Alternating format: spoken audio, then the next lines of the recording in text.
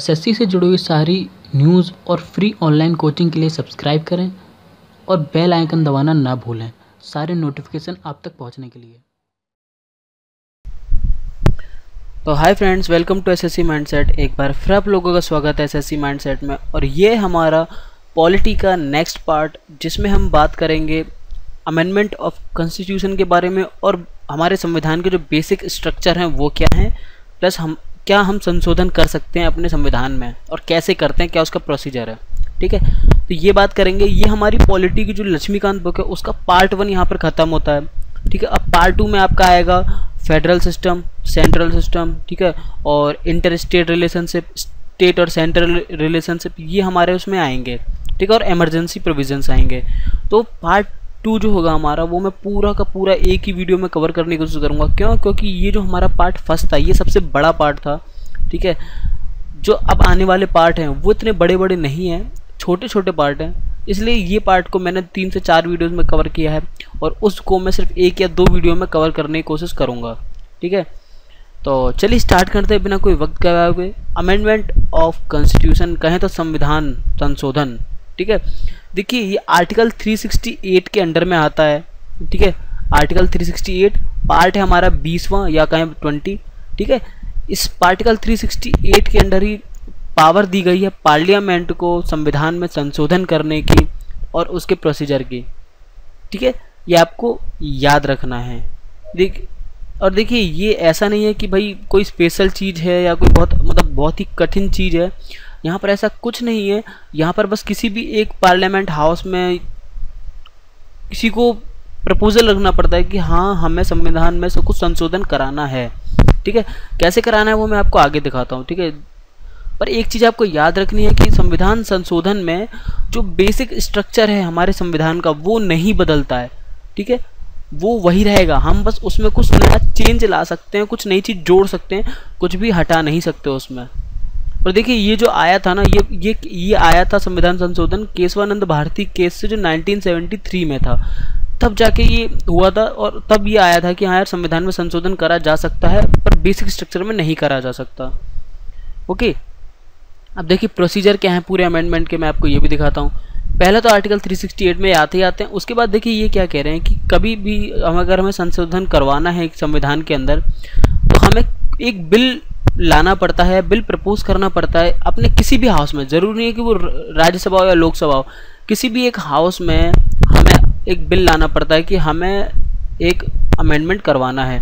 पर याद रखिए कि वो जो स्टेट लेजिस्लेचर्स होते हैं उनमें ये नहीं होता। ठीक है, हाउस ऑफ पार्लियामेंट्स में ही ये पावर है कि वो बिल ला सकते हैं, स्टेट लेजिस्लेचर्स में नहीं होता। कहें तो जैसे हमारी जो विधान परिषद होती है उनमें ऐसा नहीं होता है।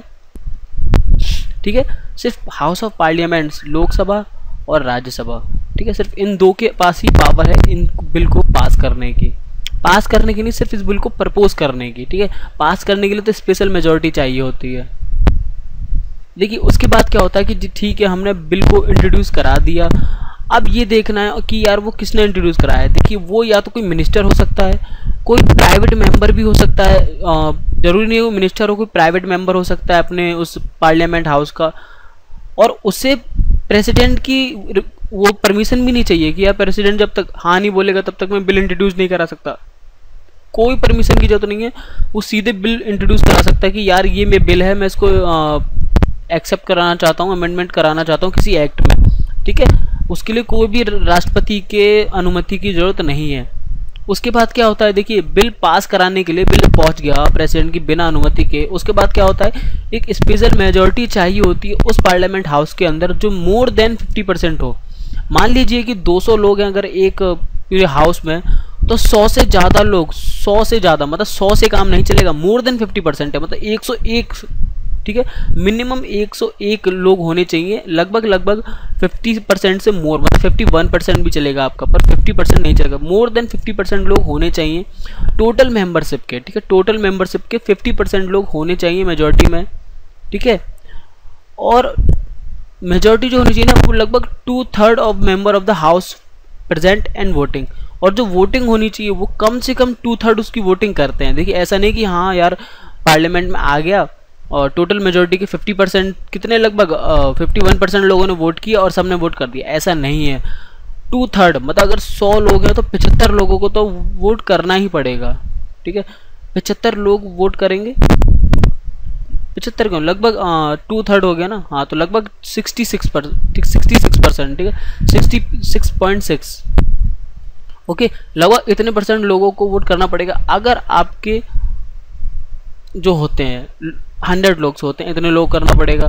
70 मान लीजिए, मेरी अप्रोक्स ये मान लीजिए कि 2/3, आप मान के चलिए सिर्फ इतना कि 2/3 लोगों को तो वोटिंग करनी है और उस दिन प्रेजेंट होने चाहिए लोग, 2/3 लोग प्रेजेंट होने चाहिए और 2/3 लोग ही वोट करने चाहिए। और उसके बाद देखना है कि टोटल का जो 50% है वो आ रहा है नहीं आ रहा। एग्जाम्पल के तौर पर मैं मानता हूँ कि मान लीजिए एक आपके पार्लियामेंट के अंदर 100 लोग हैं, ठीक है, उसमें से लगभग 70 लोग आए, ठीक है, 70 लोग आए, 2/3 से ज़्यादा है, प्रेजेंट हैं, ओके। वोटिंग भी लगभग 70 लोगों को ही देनी पड़ेगी, ठीक है, क्योंकि 2/3 होता है आपका 66.6, ठीक है। तो लगभग 67 लोगों को, तो आपको 67 लोगों को वोटिंग करनी पड़ेगी 70 में से, तभी हम बिल को पास करा सकते हैं। अगर 67 लोगों ने वोटिंग नहीं करी तो हम बिल को पास नहीं करा पाएंगे। और अगर 67 लोगों ने वोटिंग कर दी तो उसमें से लगभग 51 लोगों को तो मेजॉरिटी में आना पड़ेगा कि हाँ यार हमें बिल पास कराना है।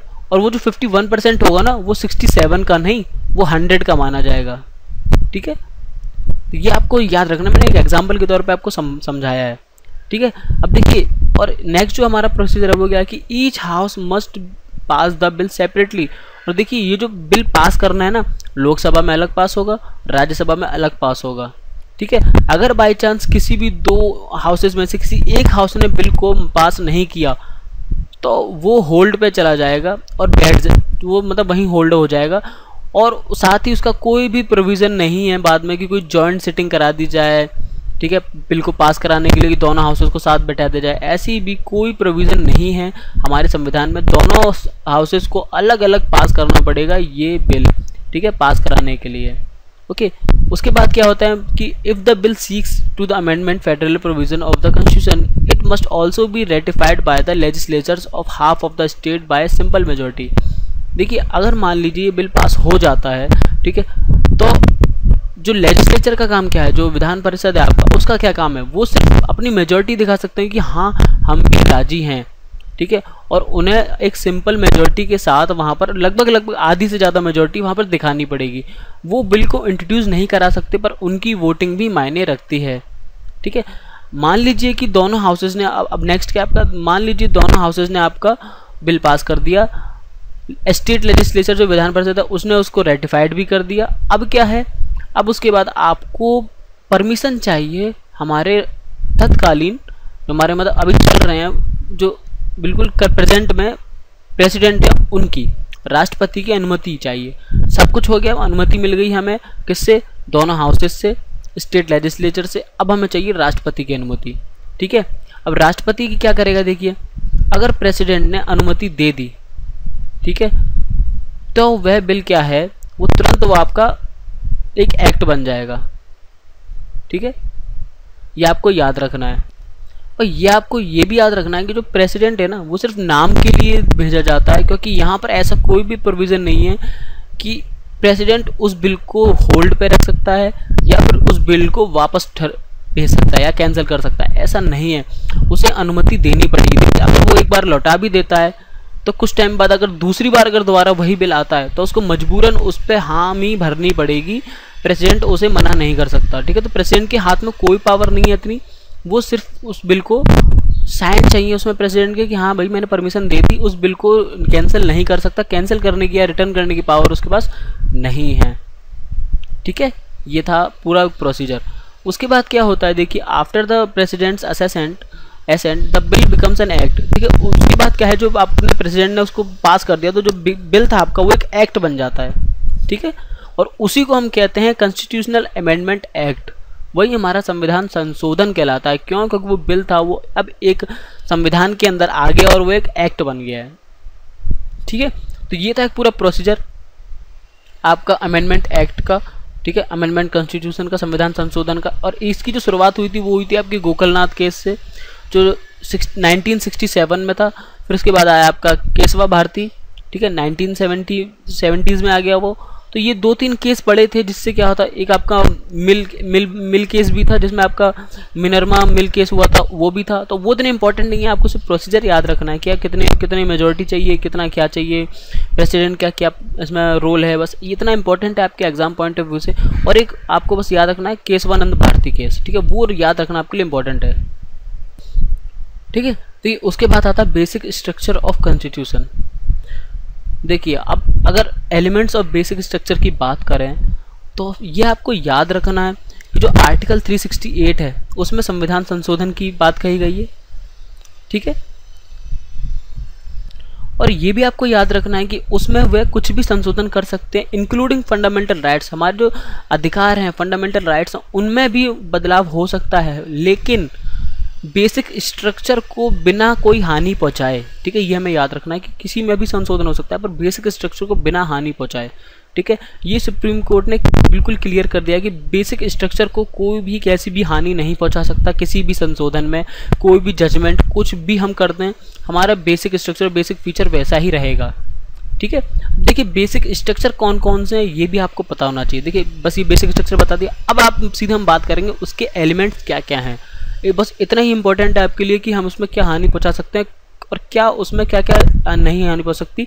और आपको बस अब ये पता होना चाहिए कि कौन कौन से हमारे बेसिक स्ट्रक्चर के एलिमेंट हैं, ठीक है। पहला तो है आपका सुपरमेसी ऑफ द कॉन्स्टिट्यूशन की। देखिए, संविधान की जो आपकी पावर है वो सुपरमेसी ऑफ द कॉन्स्टिट्यूशन, इसमें हम कोई भी बेसिक स्ट्रक्चर के अंदर आता है। Sovereign democratic Republican nature of the Indian polity, ठीक है। ये उसकी एक तरह से नेचर है हमारी इंडियन पॉलिटी के, सोवरेन डेमोक्रेटिक रिपब्लिकन जो नेचर है हमारे इंडियन पॉलिटी का, हमारे संविधान का, इसको हम हानि नहीं पहुंचा सकते। Secular character of the constitution, देखिए जो सेकुलर है हमारा कॉन्स्टिट्यूशन का, हम उसको भी कैरेक्टर को नहीं हानि पहुंचा। अब देखिए, अगर हम बात करें इनकी हिंदी की, तो सोवरेन का मतलब होता है संपूर्ण, डेमोक्रेटिक का मतलब हो गया आपका राजतंत्र, रिपब्लिक का मतलब हो गया गणतंत्र, और सेकुलर का मतलब हो गया आपका एक तरह से आपका गणराज्य, ठीक है। मतलब आप उसे कह सकते हैं एक सेकुलर को हिंदी में, या फिर आप इसको दूसरी भाषा में कहें तो धर्मनिरपेक्ष, मतलब ऐसा गणराज्य दो धर्मनिरपेक्ष हो, मतलब किसी धर्म के पीछे ना भागे, ऐसा हमारा कैरेक्टर है संविधान का कि जो सारे धर्मों को बराबर लेकर चलता है, ठीक है। ये है। दूसरा, separation of powers between legislature, the executive and the judiciary.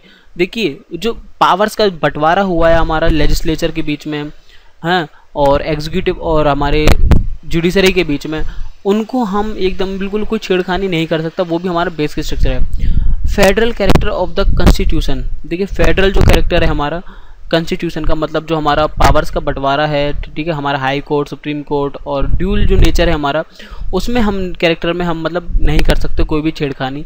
Unity and integrity of the nation, देखिए एकता और जो हमारी प्रभुत्व है हमारी नेशन की, इंटीग्रिटी मतलब अखंडता। देखिए, यूनिटी एंड इंटीग्रिटी मतलब एकता और अखंडता जो हमारी है हमारी देश की, उसमें हम कोई भी संशोधन नहीं कर सकते, वो वैसी रहेगी।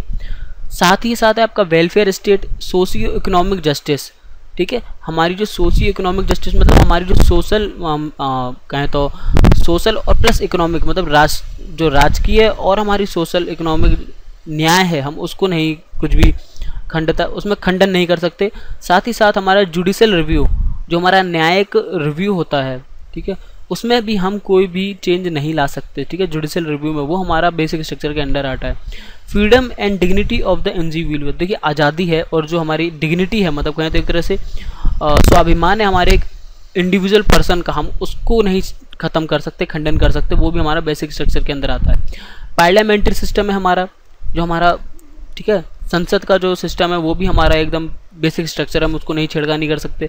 रूल ऑफ लॉ, कानून के जो नियम हैं हम उनको भी नहीं बदल सकते, ठीक है। Harmony and balance between fundamental rights and directive principles, देखिए जो डिफरेंस है हमारा फंडामेंटल राइट्स और डायरेक्टिव प्रिंसिपल्स को, इनको एकदम म्यूचुअल बराबर पावर में रखा गया है, ठीक है, बैलेंस में रखा गया है, तो हम इसमें भी छेड़खानी नहीं कर सकते क्योंकि दोनों को बराबर पावर दी गई है। अगर फंडामेंटल राइट्स में आम आदमी को पावर है तो डायरेक्टिव प्रिंसिपल्स में बराबर ही सरकार को भी पावर है, ठीक है, तो ये आपको याद रखना है।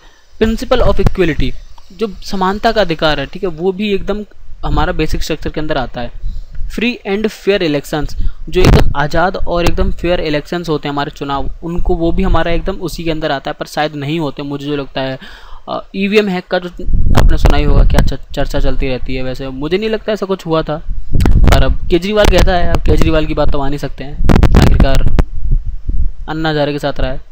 और इंडिपेंडेंस ऑफ जुडिशरी, देखिए जो आपके जज हैं उनकी आज़ादी, उनको कोई बांध नहीं सकता, उनको कोई मजबूर नहीं कर सकता, ये इंडिपेंडेंस ऑफ जुडिशरी है, न्यायिक ठीक है, स्वतंत्रता, न्यायिक स्वतंत्रता जो है, ठीक है। तो ये हमारी बेसिक स्ट्रक्चर के अंदर आता है। Limited power of parliament to amend the act, देखिए जो हमारी पावर दी गई है पार्लियामेंट को वो लिमिटेड दी गई है संविधान संशोधन के लिए, वो भी हमारा बेसिक स्ट्रक्चर है, मुझसे ज़्यादा पावर नहीं दे सकते, ठीक है। इफेक्टिव एक्सेस ऑफ जस्टिस, देखिए ठीक है, न्याय की इफेक्टिव मतलब एक्सेस, मतलब न्याय को पूरी तरह पाने की जो वो है हमें पावर, वो दी गई है, वो बेसिक स्ट्रक्चर है, उसमें भी हम कोई चेंज नहीं ला सकते। प्रिंसिपल ऑफ रीजनेबलनेस, ठीक है, रीजनेबलनेस का आप एक तरह से सीधे सीधे मतलब समझें कि यार हर चीज़ की कोई पीछे वजह होती है, ठीक है, बिना वजह कोई काम नहीं होता। हमारे संविधान में भी हर रूल का, हर अमेंडमेंट एक्ट का एक रीजनेबल प्रिंसिपल होता है, रीजनेबल लॉ होता है, जो हमारे संविधान को बिल्कुल एक अखंड बनाता है, ठीक है, हम उसमें भी कोई चेंज नहीं ला सकते।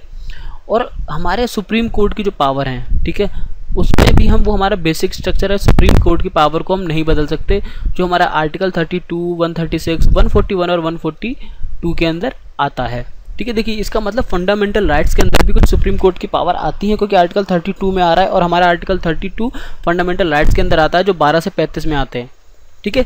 तो ये था हमारा पूरा एक बेसिक स्ट्रक्चर। और इसके बाद हम बात करेंगे, हम पार्लियामेंट्री सिस्टम के अंदर जो हमारा पूरा सिस्टम है उसके अंदर बात करेंगे। इसके अंदर लोकसभा, राज्यसभा हमारा होगा, ठीक है, और स्टेट और सेंट्रल के बीच में कैसे रिश्ते होते हैं, स्टेट और स्टेट के बीच में कैसे रिश्ते होते हैं, हमारा इमरजेंसी प्रोविज़न के जो इमरजेंसी आती है तब हमारा क्या होता है, सारी वीडियो में हम नेक्स्ट वीडियो में हम बात करेंगे, ठीक है। तो आई होप कि आपको वीडियो पसंद आई होगी। अगर पसंद आई है तो प्लीज़ इस वीडियो को लाइक करें, ठीक है, कुछ पूछना चाहते हैं तो कमेंट करें, और अगर पहली बार इस वीडियो को देख रहे हैं तो सब्सक्राइब जरूर करना। तो फिर मिलते हैं नेक्स्ट वीडियो में, तब तक के लिए bye, thanks for watching and वंदे मातरम।